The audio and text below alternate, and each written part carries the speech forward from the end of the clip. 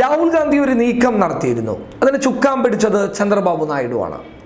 ചന്ദ്രബാബു നായിഡു പറഞ്ഞ കാര്യം ഇങ്ങനെയായിരുന്നു: 21-ാം തീയതി 21 പ്രതിപക്ഷ പാർട്ടികളുടെ ഒരു യോഗം ദില്ലിയിൽ വെച്ച് ചേർക്കാം എന്നുള്ളതായിരുന്നു. എന്നാൽ ചന്ദ്രബാബു നായിഡു ഇതിൻ്റെ പേരിൽ പലരെയും നേരിൽ പോയി കണ്ടു, ചിലർക്ക് കത്തയച്ചു എന്നൊക്കെയുള്ളത് ശരിയാണ്.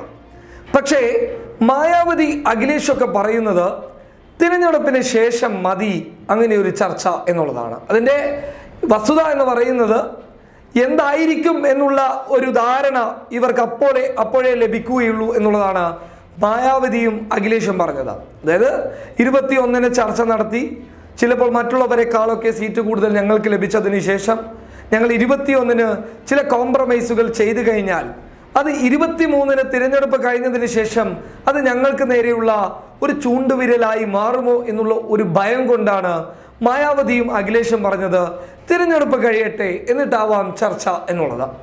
എന്നാൽ ചന്ദ്രബാബു നായിഡുവിൻ്റെ ഈ നീക്കം പരിപൂർണമായും പരാജയപ്പെട്ടിട്ടില്ലെങ്കിൽ പോലും ഒരു 30% അത് പരാജയപ്പെട്ടു എന്ന് വേണം നമ്മൾ വിലയിരുത്താൻ.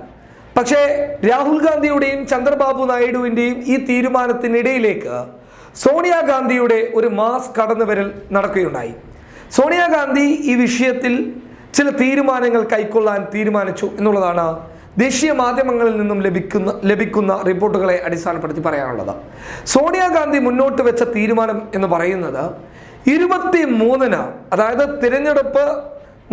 തിരഞ്ഞെടുപ്പ് ഫലം പുറത്തു വരുന്ന 23-ന് വ്യക്തമായിട്ടുള്ള ഒരു ചർച്ച, ഒരു യോഗം പ്രതിപക്ഷ പാർട്ടികളൊക്കെ കൂടി ഉണ്ടാക്കിയെടുക്കേണ്ടത് ആവശ്യമാണ് എന്നുള്ളതാണ് സോണിയാഗാന്ധി മുന്നോട്ട് വെച്ചത്.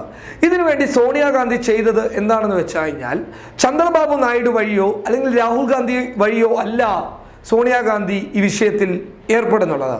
സോണിയാഗാന്ധിയുടെ പേരിലുള്ള കത്ത് പ്രതിപക്ഷത്തുള്ള TRS, TDP, YSR കോൺഗ്രസ് അതുപോലെയുള്ള പ്രതിപക്ഷ നിരയിൽ UPAയുടെ ഭാഗമല്ലാത്ത പ്രതിപക്ഷ പാർട്ടികൾക്കൊക്കെ സോണിയാഗാന്ധിയുടെ പേരിൽ ഒരു കത്ത് അയക്കുകയാണ്. ഈ കത്തിൽ പറയുന്നത് 23-ാം തീയതി നമ്മളുടെയൊക്കെ ഒരു യോഗം വിളിച്ചു ചേർത്തിട്ടുണ്ട്. അതായത് പ്രതിപക്ഷ പാർട്ടികളുടെയൊക്കെ ഒരു യോഗം, BJP വിരുദ്ധരായിട്ടുള്ള പ്രതിപക്ഷ പാർട്ടികളുടെ ഒരു യോഗം വിളിച്ചു ചേർക്കുന്നു. ആ യോഗത്തിലേക്ക് എല്ലാവരും വരണം എന്നുള്ളതാണ് ഈ കത്തിൽ പറയുന്നുള്ളത്. അതിന് പുറമെ ചില വിശദാംശങ്ങളുണ്ട്, അതിലേക്ക് നമ്മൾ കിടക്കേണ്ടതില്ല. അതിലൂടെ സോണിയാഗാന്ധി ലക്ഷ്യം വെക്കുന്നത് BJP വിരുദ്ധരായിട്ടുള്ള ആളുകളെയൊക്കെ നിലവിൽ കോൺഗ്രസിലേക്ക് അടുപ്പിക്കുക, അല്ലെങ്കിൽ കോൺഗ്രസ് ചേരിയിലേക്ക് കൊണ്ടുവരിക എന്നുള്ളതാണ്. എന്നാൽ ഇതിൻ്റെ ഡ്രൈവിംഗ് സീറ്റ് കോൺഗ്രസ് തന്നെയായിരിക്കും, അതായത് ഇത് നിയന്ത്രിക്കുന്നത് കോൺഗ്രസ് തന്നെയായിരിക്കും എന്നുള്ളതും സോണിയാഗാന്ധി അതിൽ വ്യക്തമാക്കുന്നുണ്ട്. അപ്പോൾ ഈ നിയന്ത്രണത്തിലൂടെ മുന്നോട്ട് പോകാമെന്നുള്ളതാണ് സോണിയാഗാന്ധി മുന്നോട്ട് വെക്കുന്നുള്ളത്. ഇനി പ്രധാനമന്ത്രി സ്ഥാനമാവട്ടെ, മമത ഇന്നലെ വ്യക്തമാക്കി പറഞ്ഞു രാഹുൽ ഗാന്ധി പ്രധാനമന്ത്രിയാകുന്നതിൽ എനിക്ക് പ്രശ്നമില്ല എന്നുള്ളത്. എന്നാൽ KCRനും മായാവതിക്കും ഈ പ്രശ്നം നിലവിലുള്ളത് കൊണ്ട് തന്നെ 23-ന് ചേർന്ന യോഗത്തിൽ ഒരു വ്യക്തമായിട്ടുള്ള തീരുമാനം എടുക്കാൻ വേണ്ടി പറ്റുമെന്നുള്ളതാണ് സോണിയാഗാന്ധിയുടെ വിലയിരുത്തൽ. അത് മുഖേന സോണിയാഗാന്ധിയുടെ ദൂതന്മാർ വഴി ഈ കത്ത് എല്ലാവരിലേക്കും എത്തിച്ചുകൊണ്ടിരിക്കുകയാണ്. ഇതൊരു നിർണായക നീക്കം എന്ന് പറയാനുള്ള കാരണം എന്ന് പറയുന്നത് ദേശീയ രാഷ്ട്രീയത്തിൽ ഒരിക്കലും തള്ളിപ്പറയാൻ പറ്റാത്ത ഒരു നേതൃത്വമാണ് സോണിയാഗാന്ധി എന്ന് പറയുന്നത്.